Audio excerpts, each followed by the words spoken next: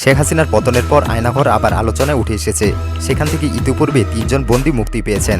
গত ২ দিন রাজধানীর কচুক্ষেতে আওয়ামী লীগ সরকারের আমলে গুম হওয়া মানুষের খোঁজে ভিড় জমাচ্ছেন স্বজনরা। আয়নাঘর কি? বাংলাদেশের প্রতিরক্ষা বাহিনীর কাউন্টার টেররিজম ইন্টেলিজেন্সের ব্যুরো দ্বারা পরিচালিত একটি গোপন আটক কেন্দ্রের নাম আয়নাঘর।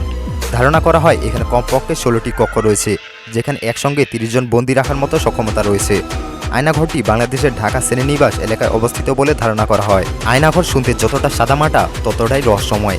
শেখ হাসিনার আমলে তৈরি এই আয়নাঘরেই রাখা হতো গুম করে রাখা মানুষদেরকে। আলো বাতাসহীন একটি কক্ষ, সেখানে সারাক্ষণ ঘরঘরিয়ে চলে শুধু ফ্যান। কাদের রাখা হতো ওই আয়নাঘরে? শেখ হাসিনার আমলে বিরোধী দলের বহু নেতাকর্মী নিখোঁজ হয়ে যান, তার কথায় তাদের কোনো খোঁজ নেই।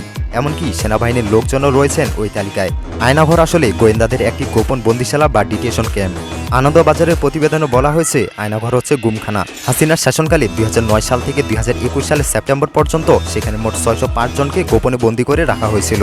যারা দীর্ঘদিন গুম থাকার পর ফিরে আসেন তারা গুমের ব্যাপারে মৌন অবলম্বন করেন। ধারণা করা হয় এসব মানুষদের গুম করে রাখা হয় আয়নাঘরে। আয়নাঘরে যারা বন্দী থেকেছেন তাদের মধ্যে রয়েছে নর্থ সাউথ বিশ্ববিদ্যালয়ের সাবেক অধ্যাপক ও শিক্ষাবিদ মোবাশ্বের হাসান, সাবেক রাষ্ট্রদূত মারুফ জামান এবং ব্যবসায়ী অনুরুদ্ধ কুমার রায়। রিপোর্ট অনুযায়ী আয়নাঘর থেকে খুব কম বন্দী মুক্তি পেয়েছে, তবে কিছু বন্দীকে দীর্ঘ বিচার প্রক্রিয়ার মাধ্যমে মুক্তি দেওয়া হয়।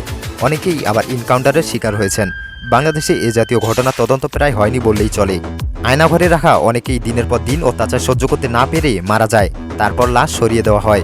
যাদের গ্রেপ্তার করা হয় তাদের খাতা কলমে কোনো তথ্য রাখা হয় না। আর যারা হাসিনার আস্থাভাজন ছিলেন তারাই আয়নাঘরের দায়িত্ব পেতেন। আয়নাঘরের বন্দীদের সঙ্গে তাদের পরিবারের সদস্যদের দেখা করা বা যোগাযোগের কোনো আইনও ছিল না।